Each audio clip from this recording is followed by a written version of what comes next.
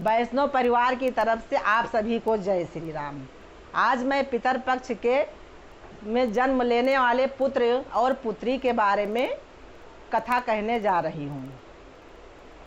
पितर पक्ष का महीना 15 दिन के लिए रहता है और उसमें शुभ काम नहीं किया जाता है। तो किसी लोगों का कहना ये है कि यदि इसमें शुभ कार्य नहीं किया जाता है तो इसमें जो पुत्र और पुत्री का जन्म होता है ये भी अच्छा नहीं रहता है। लेकिन ऐसा नहीं है। इसमें जो पूर्णात्मा रहते हैं, धर्म कर्म करने वाले होते हैं, उन्हीं का पितर पक्ष में 15 दिन के बीच में उन्हीं का जन्म होता है, चाहे वो पुत्र हो या पुत्री हो। पुत्री का जन्म हुआ तो वो भी गया श्राद्ध करते हैं तो पहले नाना का ही पिंड पाड़ते हैं, और अगर पुत्र पैदा हुआ तो वो तो अति उत्तम है, वो तो उसकी तो कई पीढ़ियां तर जाती हैं, तो इसलिए अच्छा माना जाता। पुत्र और पुत्री का जन्म दोनों का होना अच्छा है। और पितर पक्ष में जो पुत्र पुत्री का जन्म होता है वो उसी घर के पूर्वज रहते हैं। जो पिछले जन्म में उनकी कोई भी इच्छाएं अधूरी रह जाती है और पूरी नहीं होती है, तो उसी इच्छा को लेकर वो कामना करते हैं और वापस उसी घर में वो आते हैं।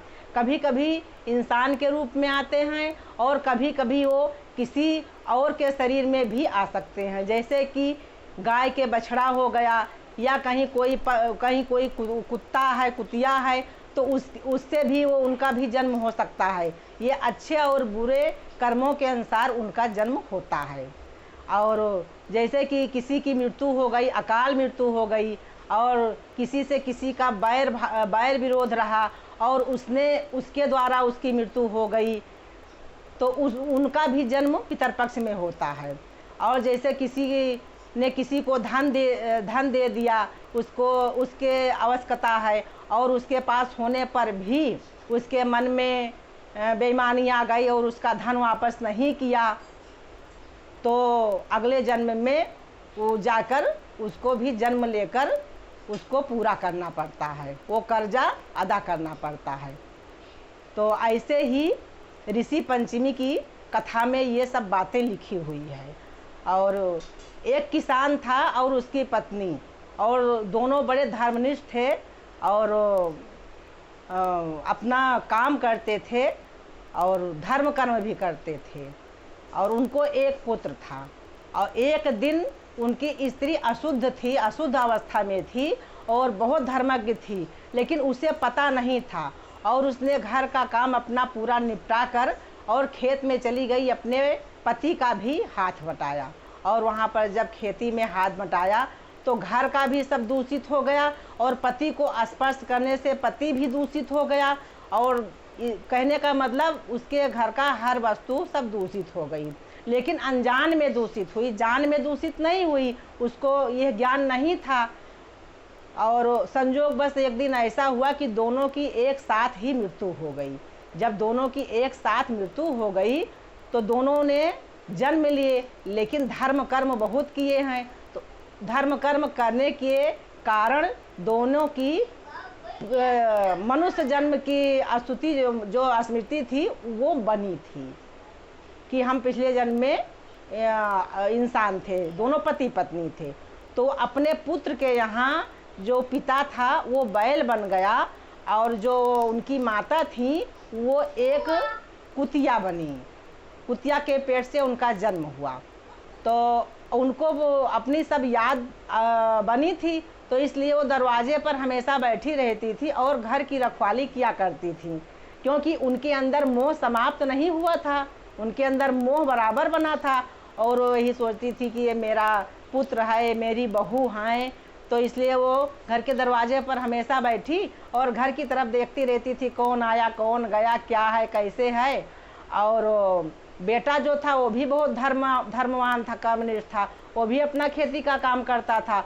तो वो उसको ये पता नहीं था कि उसका बाप बैल है, बैल बन गया है, लेकिन उसी अपने बाप को, बैल बने हुए बाप से ही वो खेती का काम करता था और पूरा दिन खेती का काम करता था और शाम को आकर अपने घर में विश्राम करता था।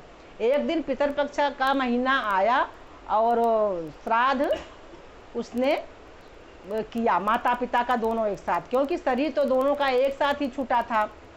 ब्राह्मण को निमंत्रण दिया और ब्राह्मण को निमंत्रण दिया और उसकी पत्नी जो है वो भोजन बनाई और भोजन चूल्हे पे बनाया और चूल्हे पे बना के सब भोजन वहीं पर रख दिया।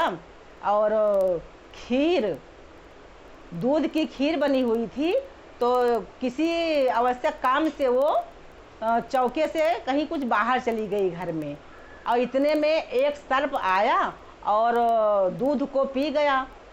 और यह बात वो दरवाजे पर कुतिया बैठी देख रही थी।